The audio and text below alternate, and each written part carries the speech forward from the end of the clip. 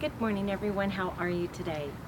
This morning I'm going to take out a Prince Tut here in the corner. I'm not even sure if you can see it. The feathergrass and the coleus seems to, I don't want to say camouflage it, but it's a little bit taller than the Prince Tut. When I originally had this here in the corner, it was a little bit over a year ago when I did our very first tour, and it was sitting in an urn. I decided to put it in the ground, but underestimated how tall the feathergrass was going to get. So I'm going to put in a Limelight Prime Hydrangea. These panicle hydrangeas grow up to 6 feet tall and 5 feet wide. They are zone 3 through 8, and I think this is going to be a great addition here in the corner because eventually these will grow taller than the feathergrass and the coleus. And since I'm back here, I'm going to go ahead and tap into our drip and then run, I think it's the 1/4 inch white drip tubing, just the poly tubing, and then I'll do the brown, the small 1/4 inch brown drip around my fern because every day I have one of my boys come out here and help me water it so I don't drag the hose and mess up my plants, and I need to put drip on it. I will find a spot in my garden for this Prince Tut that I really do like. I like all the tut grasses, but I only have a baby tut and a Prince Tut. But I want to be able to put it somewhere where I can actually see it and enjoy it. These I'll prune back either late winter, early spring. These panicle are one of the few hydrangeas that you can prune back. The macrophylla hydrangeas you cannot. Next spring will be a good indicator of just how showy it will be here in the corner. So I'm going to have to cut the drip tubing off the Prince Tut around the base of it and dig that out, and I can get this in there.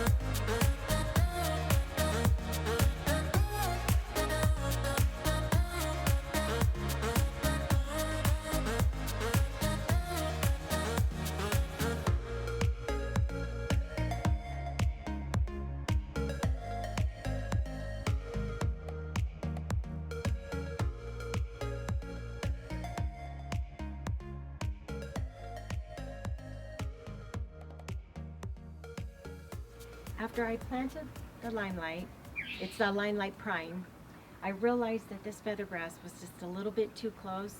We had a Gara that was sitting off to the side, and I do not know why, but I think I planted 3 of them this year, and I have just not had any luck with them flowering and growing to that wispy texture that they have.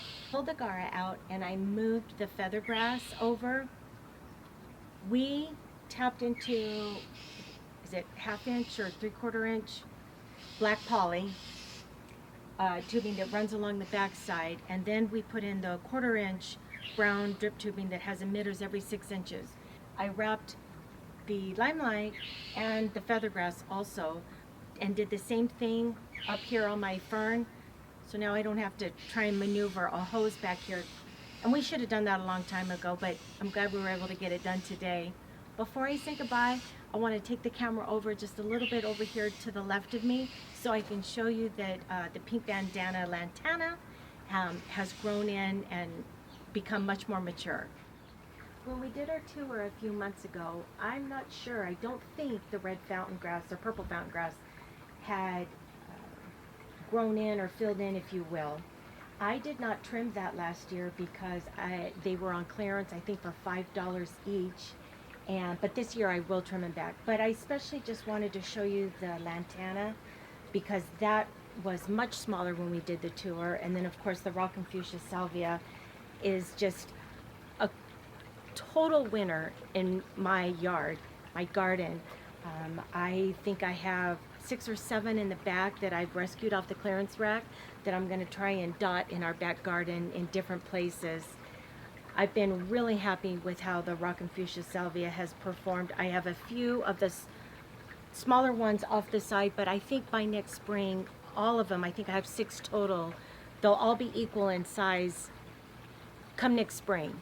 Thank you guys so much for watching. I hope your summer hasn't been nearly as hot as ours. Fingers crossed fall is right around the corner. We'll see you soon. Bye.